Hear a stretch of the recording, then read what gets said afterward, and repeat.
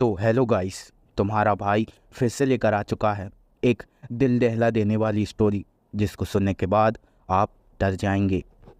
ये कहानी है राजस्थान के एक ऐसे गांव की जिसमें दिन के समय तो खुशी का माहौल होता है और रात के समय वो माहौल डर में बदल जाता है। माना जाता है कि उस गांव में एक घर ऐसा है जिसकी वजह से यह डर का माहौल फैला हुआ है। उस घर के अगल बगल कोई भी घर नहीं है। वो घर बिल्कुल वीरान रास्ते में है, लेकिन वो अभी भी उसी गांव का हिस्सा है। और उस घर से थोड़ी ही दूर में एक ठेला भी है। वहाँ पर दिन में अक्सर लोग आते जाते रहते हैं और रात के समय उन लोगों की भीड़ कम हो जाती है। और दुकान के मालिक को भी वो बातें अंधविश्वास ही लगती हैं। कहा जाता है उस घर में पहले एक तांत्रिक रहता था जिसकी बड़ी ही रहस्यमय तरीके से मृत्यु हुई थी। उस दिन के बाद से उस घर के सामने कुछ ना कुछ टोटका मिलता ही रहता है, जैसे कि उसके आंगन में हमेशा कुछ लाल रंग के गोल निशान और उन निशानों के अंदर कुछ अजीब सी हथेलियाँ, जैसे मानो कोई अभी अभी उनको बना कर गया है। समीर, अभय और अभिषेक उस दुकान के सामने कुर्सी डालकर बैठे हुए थे। वे तीनों उसी घर के बारे में बात कर रहे थे। समीर और अभिषेक भूतों के बारे में ही बात कर रहे थे। वो उसी घर के बारे में बात करने जा रहे थे।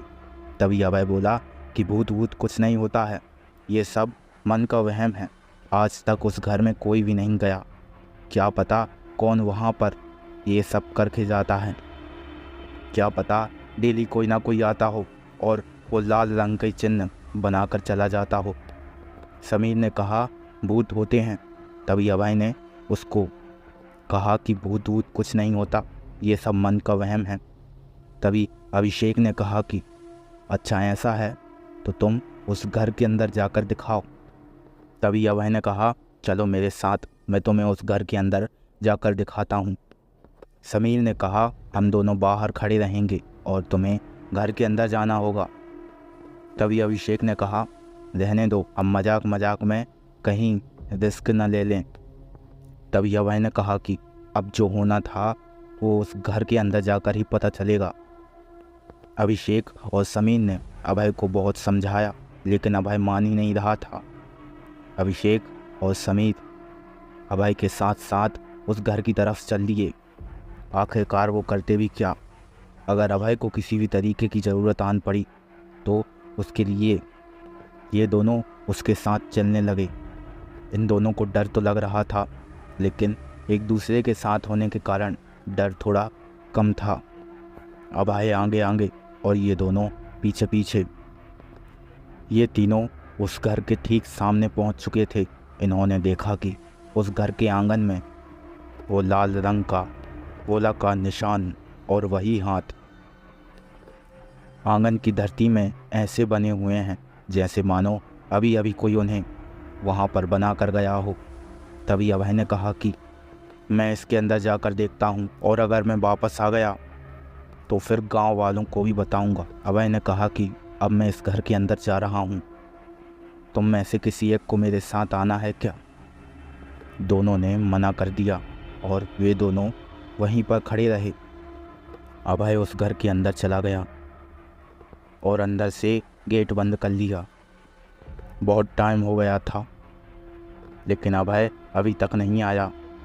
तकरीबन 10-15 मिनट ही हुए होंगे कि अभय की अंदर से चिल्लाने की बहुत तेज़ आवाज़ आई। इन दोनों को कुछ भी समझ में नहीं आया।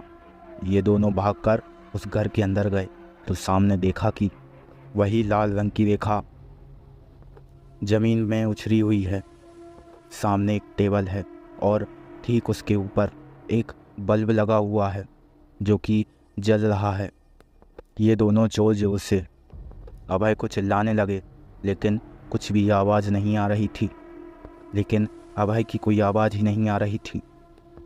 अंदर एक कमरा था जिसके दरवाजे को खोलकर ये दोनों अंदर वाले कमरे में गए तो इन्होंने देखा कि सामने ही सीढ़ियाँ हैं। ये दोनों भागते हुए सीढ़ियों से चढ़कर ऊपर वाली मंजिल पर गए। ये दोनों जैसे ही ऊपर गए, सामने देखा कि बहुत लंबा कॉरिडोर और उस कॉरिडोर के अगल बगल बहुत सारे कमरे। ये दोनों अभय को चिल्लाते हुए उस कॉरिडोर की गहराई के अंदर जा रहे थे। ये कुछ ही कदम चले होंगे कि इन्हें सीढ़ियों से कुछ आवाज़ें आने लगीं। ऐसा लग रहा था जैसे मानो कोई चलकर ऊपर की तरफ ही आ रहा हो। समीर और अभिषेक दोनों बहुत ज़्यादा डरे हुए थे। ये दोनों जैसे तैसे करके फिर से लौटे और सीढ़ियों की तरफ जाने लगे। इन्होंने देखा कि सीढ़ियों पर कोई भी नहीं है और फिर से पलटकर उसी कॉरिडोर की तरफ जाने लगे। ये उस कॉरिडोर की गहराई में जा चुके थे। ऐसा लग रहा था जैसे मानो कॉरिडोर की गहराई के अंत में कोई खड़ा हो। तभी अभिषेक को ऐसा लगा कि उसके पीछे कोई है। अभिषेक ने पीछे मुड़कर देखा तो वहाँ पर कोई भी नहीं था। उस कॉरिडोर की गहराई में जो व्यक्ति था वो धीरे धीरे करके इन्हीं के पास आता जा रहा था। ये दोनों वहीं पर रुक गए और आवाज़ लगाई, अभय क्या तुम हो वहाँ?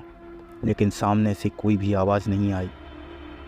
तभी पीछे से आवाज़ आई, मैं तो यहाँ हूँ, वहाँ कहाँ देख रहे हो?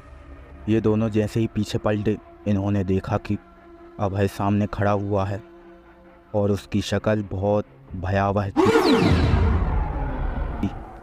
इनका शक यकीन में बदल गया कि अभय अब इस दुनिया में नहीं है।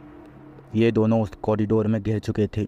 एक तरफ वो परछाई जो इनकी तरफ बढ़ रही थी और एक तरफ अभय जो इनकी तरफ तेज़ी से बढ़ रहा था। इन्होंने सामने के रूम का गेट खोला और उसके अंदर चले गए और अंदर से दरवाज़ा लगा लिया। ये दोनों बहुत डरे हुए थे। बाहर से दरवाजे की खटखटाने की आवाज़ आने लगी और वो आवाज़ें तेज़ होने लगीं। ऐसा लग रहा था जैसे मानो कुछ ही पल में दरवाज़ा टूटकर बिखर जाएगा। तभी अभिषेक को उस कमरे में एक खिड़की दिखी जो कि खुली हुई थी। एक तरफ वो खिड़की थी और एक तरफ दरवाज़ा था। ये दोनों खिड़की की तरफ भागने लगे। ये दोनों खिड़की की तरफ भागे और एक एक करके उस खिड़की से कूद गए। ये दोनों ऊपर से गिरकर सीधे घायल हुए और बेहोश हो गए।